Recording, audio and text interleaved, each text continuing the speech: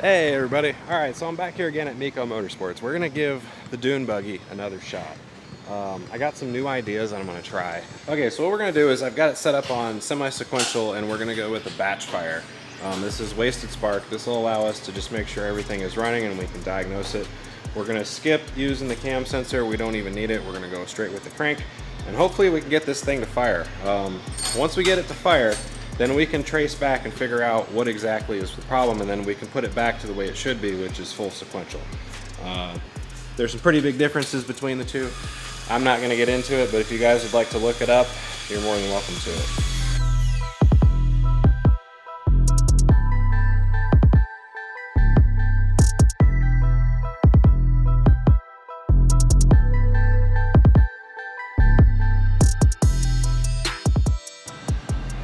This is the pedal setup here, and one thing that we've got to do is, so if you look, this will actually go down too far. This creates about 5 volts.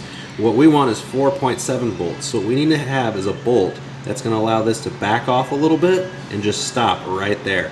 If it exceeds that point, it'll trip the failsafe for the drive-by-wire and kick it into limp mode. It won't go over like 2,800 RPMs. So we can't just, hold it there and half-ass it. We actually have to put a bolt in. This is something I did on my GC8 as well, and I marked the spot, so let's go ahead and get that done.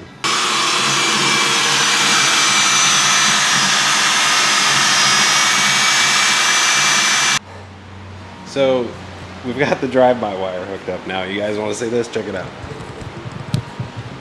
Alright, so here's my fancy work. Again, this will stop it where it needs to stop. That's the full throttle right there, and that'll keep it from overshooting the voltage requirement for the drive-by-wire. If it goes past that, it trips it, like I said, and everything is bad. So that being said, there's some things that we need to check on here. Again, this is the VR pulse width modulation duty percentage.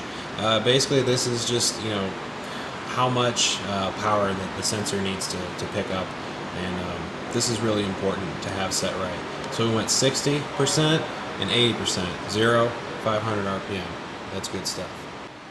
Another thing that I had missed last time too, check this out, we were counting the teeth. It's actually 70 degrees, it's not 80 degrees. Take a look. So, before I was counting the tooth that was already in the sensor, and that's why I came up with 80.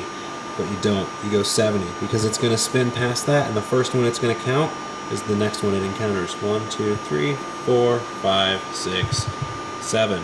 Top dead center. That's 70 degrees that this is offset, okay? I had it set at 80 because I thought that it was on the 8th tooth, but it's not. Now you might be wondering, Mike, how did you figure that out? I'll show you. We went ahead and backed it outside, but this is what I was telling you guys about. This trigger offset, even though it's technically 8 teeth, if you count the tooth that's under it, it's really only 7 teeth, so that's 70 degrees. Alright, now watch what happens. At 70 degrees, we're going to run this log here too.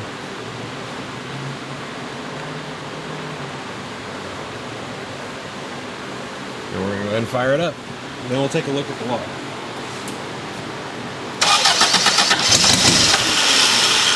Synced. Now I do still have to work on some of the startup stuff, so I mean it's not really going to carry over. But the problem that we were having before is that it would not sync. Now watch. It's syncing now. There it is. See, it stays synced.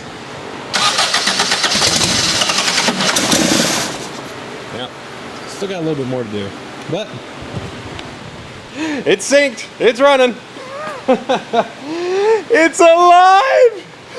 It's alive. Oh, how you feel? Awesome, dude. It's great to hear. How long right? has it been? It's been a while. I don't know. I've been working on it for probably 3 weeks and on and off, and we finally got it. There it is. So I went ahead and I put it back on sequential mode and trying to get it to fire, and still having sync issues. It fires on batch or wasted spark, but not on sequential. So I'm gonna give AEM a call and see what's going on. Right now I'm looking at the logs. Check this out. This is the cam and crank log. Hey Matt, how's it going? This is Michael. All right, so I'm back at the house. Basically, where we ended up, I had to send those logs off to AEM and send them my file and have them take a look at it. It fired up in wasted spark mode, which wasn't using the cam sensor. And then when I plugged in the cam sensor and we switched it over to sequential, it was still having sync issues. So I did everything that I could try and it still wasn't syncing. So I don't know, my hands are kind of tied. I'm really interested to see what AEM has to say. I guess we'll find that out next time. But the good thing is, this is what the good thing is. We figured out that the wiring is good. The crank and all that stuff is fine. So if it runs on wasted spark, that means that the crank is good. It did, it fired up. Obviously didn't stay running. However, that's other stuff. But it fired, it synced. Everything was good. When we added the cam sensor, that's when everything went to shit. So to me, that says it's something to do with the cam sensor circuit and that, or the way that the software in the ECU relates to it and how it manipulates the data, some kind of setting. Maybe I'm missing. I don't know. Like I said, when we started this whole cam crank thing, this is something new for me, and I'm learning, man. I am learning. But dude, we are making progress. Oh man, when that thing fired, it felt so good. Just to let you in on a little thing.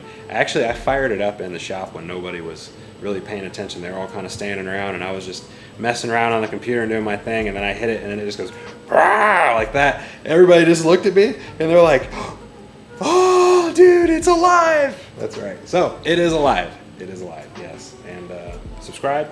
And if you have any advice, any comments, dude, leave it in the comment section. I appreciate everything. Some really good people with some good information are watching this video right now, and you know who you are, so post up. I appreciate it, man. All right.